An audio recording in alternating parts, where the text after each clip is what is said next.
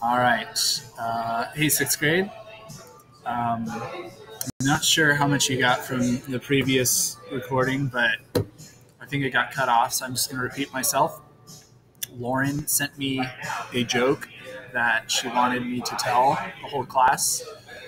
So if you don't like this joke, you can blame Lauren. You can, stop blaming me. Sometimes you guys say that my jokes are not funny. I think you just lack a sense of humor. My jokes are hilarious. But anyways, Lauren sent to me this message on her mind. Dear Mr. Bruce, can you tell this Aristotle joke in the next class? So, here it is. Why did Aristotle name his dog Nature?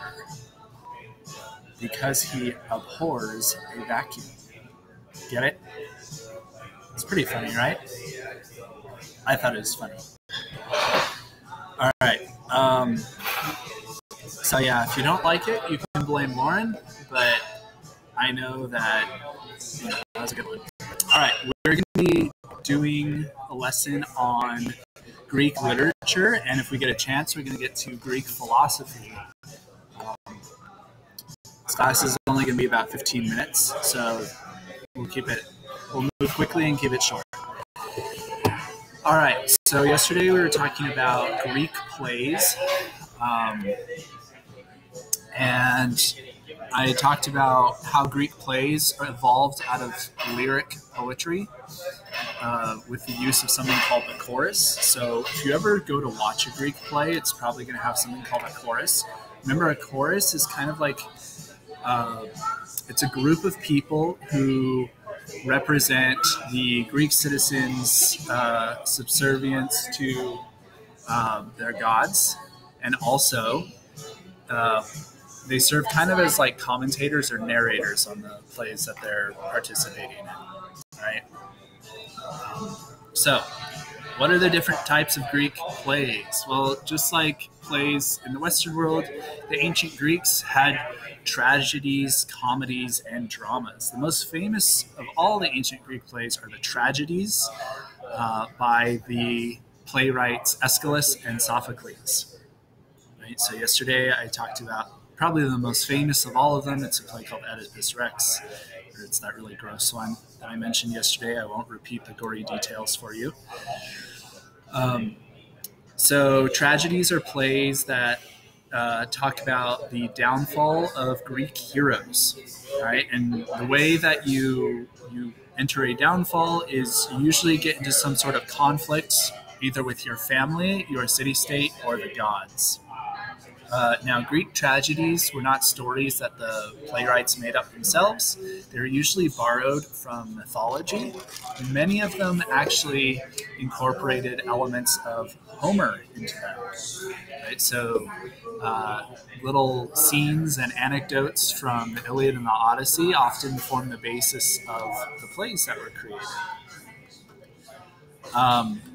Now, the Greek poet or playwright Sophocles is really famous for his plays because he used the chorus in a new way. He was the first guy to use the chorus to speak directly to the audience.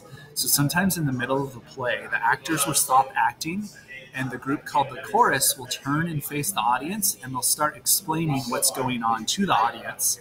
And they'll give advice to the audience because they don't want the people in the city-states to make the same mistakes as the characters in the play. So these plays are meant to teach Greek values and lessons to the Greek citizens. All right? Now, why did I include this book right here, Sears' Unfortunate Events? It's because that series, more than any other books you've probably read at this point, are heavily based on Greek tragedies. Not their plot, but the way that the story develops. So basically in that book series, right, there's these children. The children are the heroes. And they go through this really terrible, very long, depressing downfall over the entire series. Things just get worse and worse and worse and worse. And they have a narrator, Lemony Snicket, who is kind of like the chorus in a Greek tragedy. Right? So if you want to know how a Greek chorus works, think about this series here. By the way, the Netflix version of this show is pretty fantastic. I think it's probably one of my top 3 shows on Netflix. Seriously, it's so good. So if you haven't watched it on Netflix, you definitely should. But read the books too, because the books are quite good. All right. There's another type of Greek play called a comedies. Comedies were usually funny plays, not always, but they're usually funny plays. The thing that made a comedy, though, is not it being funny. It was what its subject was. Comedies were always about current events. And in comedies, the playwright would make observations about what's going on in Greek culture, or what's going on in Greek government, or if there's a really prominent person in Greek society, then the comedy would address that as well. Right? Now, sometimes comedies would also talk about very serious things like war, but most of the time they like to keep it light. The most famous Greek comedy writer was a playwright called Aristophanes. So if you hear that name, Aristophanes, that's who he is. Greek comedy writer.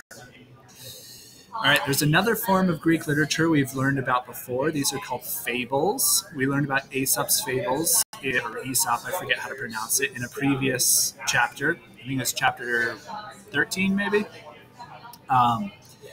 So remember, Aesop was a Ethiopian slave who grew up in the Mediterranean world, and he created short stories that were very simple and clever and entertaining. They used animals as characters to teach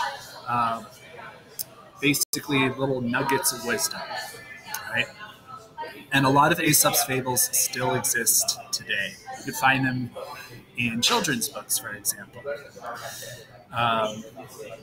Now, an interesting little thing about Aesop is that even though he was originally a slave, his master was so impressed by how intelligent and clever he was that his master freed him and allowed him to travel wherever he wanted to share his stories. Right? So Aesop's stories were so good that his master actually freed him. That's pretty impressive. All right, now we're going to move into the next section, which is on Greek learning. There's a particular type of learning that the ancient Greeks practiced that is based on something called philosophy. So other civilizations, like the ancient Chinese, for example, developed pretty strong philosophical systems. The Persians did this too, but the Greeks were the best when it came to philosophy. And this is because of 3 guys: Socrates, Plato, and Aristotle. Socrates, Plato, and Aristotle are Greece's 3 most famous philosophers, and they made huge contributions to Western culture. There's a lot of other Greek philosophers as well. It's just, if there's 3 names I want you to remember, it's Socrates, Plato, and Aristotle. They're the most important ones. And the most important of all of these is Aristotle, right? Aristotle's contribution to the world really cannot be over-exaggerated. Right? In fact, a lot of philosophers say that Aristotle is the person who invented thinking. Now, this isn't actually true. That's an exaggeration. But that should give you an idea of just how important Aristotle was. All right.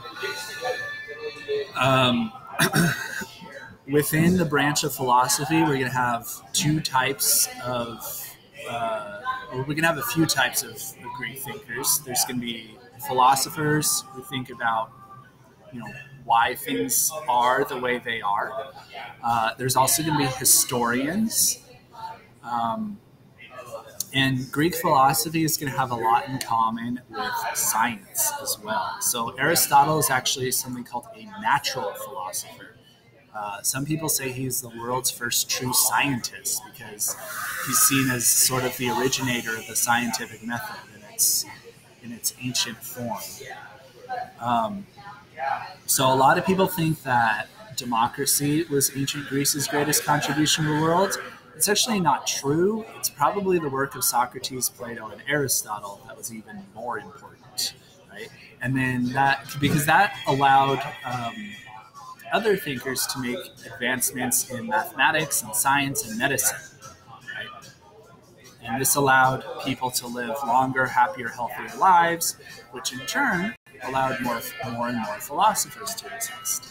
Right, so Socrates, Plato, and Aristotle are probably the three most important figures we've learned about this year in social studies, with the exception of maybe like the Hebrew patriarchs.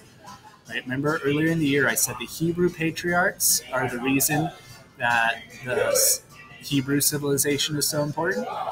Well, the Greek philosophers are the main reason the Greek civilization was so important. All right, we're going to stop there. We still have a ways to go with Greek learning and Greek philosophy. As you can see, that's what we're going to be doing for the rest of the lesson. We're going to talk about the different philosophers and what they thought. But that's a good intro to Greek philosophy. So I will see you guys tomorrow. If anybody wants to send me any jokes to tell during class, feel free to do so.